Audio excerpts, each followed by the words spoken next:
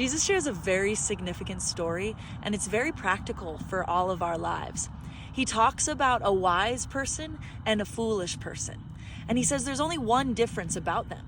Many people know this story, and they know that he talks about the wise person built their house on the rock, and the fool built their house on the sand. And he says that the storms, the winds, the rains, they come and they beat on both of the houses, but only one stands. There's only one main difference that he talks about the wise person and the fool. Do you know what that main difference is?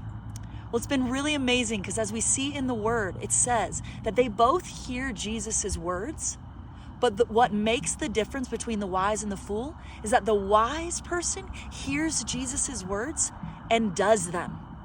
And the fool hears Jesus's words and does not do them.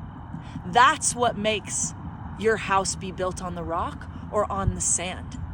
The reality of listening to what Jesus says and being obedient to it and actually doing and putting action in your life to do what Jesus calls us to do is what makes you a wise person.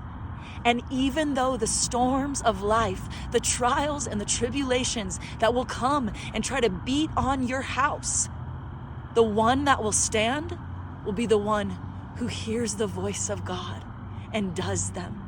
You're not immune to the trials. They come to both the wise and the fool.